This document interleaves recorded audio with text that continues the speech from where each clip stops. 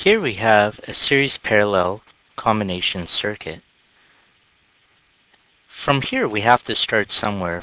In this instance, it's easiest to start at the top. So you can see we have a 30 ohm resistor and a 43 ohm resistor in series. So we could take that 30 ohms plus 43 ohms equals 73 ohms. And that 73 ohms is the equivalent of R3, R4. So by redrawing the circuit, we can see the new equivalent resistor of 73 ohms. Now we'll take a second and we'll fill in this. Notice we drew a new drawing. We're going to need to draw several to make sure we keep everything accurate. The goal here is to solve our total resistance, and then we can fill in our current and voltage and work our way back up. So with this, we see the equivalent of R3, R4 in parallel with R6. So we can use the product over the sum method to find the single resistor here. So 73 ohms times 102 ohms divided by 73 ohms plus 102 ohms. And we can see that that will equal 7,446 ohms divided by 175 ohms. And that will equal 42.549 ohms. So by redrawing the circuit again, we can enter that value as an equivalent resistor. Plus, we'll take some time and fill these out.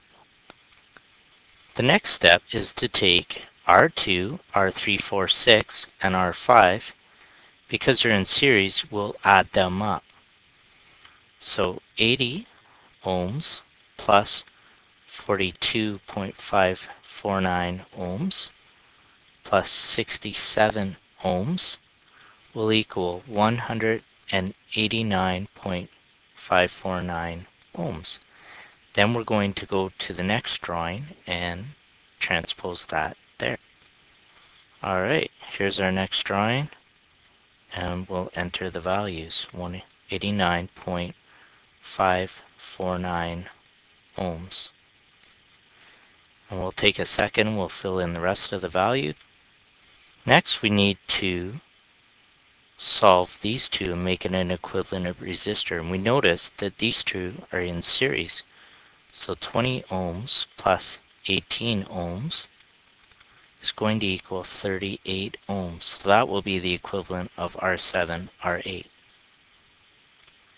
And we can add that to our drawing. And we'll also take a second to fill out the rest.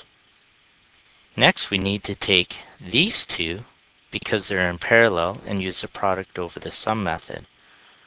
So 189.549 ohms times 38 ohms divided by 189.549 ohms plus 38 ohms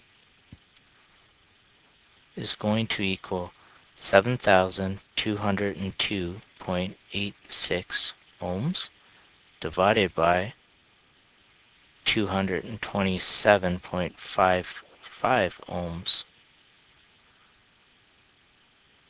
And that will give us a total of 31.654 ohms. Alright, we'll transpose that value of 31.654 ohms here. And now you notice we have a series circuit, the equivalent of all that other stuff plus R1 and R9. Well, R1, if you guys remember, was 17 ohms, and R9 is 42 ohms. So we can add that up. 17 ohms plus 31.654 ohms plus 42 ohms is going to give us a total of 90.654 ohms. So our total voltage was 120 volts. We don't know our current yet, but we do know our total resistance, and that's 90.654. So using Ohm's law, we can figure out our total current of 1.324 amps. And we know it's going to start this way and come around through. So at each point is going to be 1.324 amps. And that's going to help us solve the rest of this. So we'll fill that in. Now at this point, we should be able to find our voltage drop, which should total 120 volts. 17 ohms times 1.324 amps should equal 22.508 volts.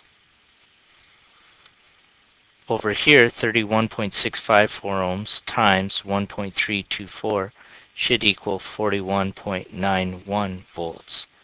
And over here, 42 ohms times 1.324 amps should equal 55.608 volts. Now at this point, these two things are very important. Our current here and our voltage here. And we'll see when we go backwards to drawing number 5. Alright, we can see we have 41.91 volts across our 2, 3, 4, 5, 6, 7, and 8. And it's important because we're going to take that series circuit when we go back in drawing number 5. This will be in parallel. So here it is here. So we have to remember that voltage. And that voltage was 41.91 volts. And because it's in parallel, it's going to have the same voltage across both resistors. And therefore, we should be able to find and calculate the current. Now, the current at this point will be 0.221 amps, and the current at this point will be 1.103 amps. Notice it's the equivalent of these two. It's just divided. So that 1.132, some of the current will go this way and some of the current will go this way. And then that same current will come back over here and join up and travel along. So these two need to total these two. So next, we're going to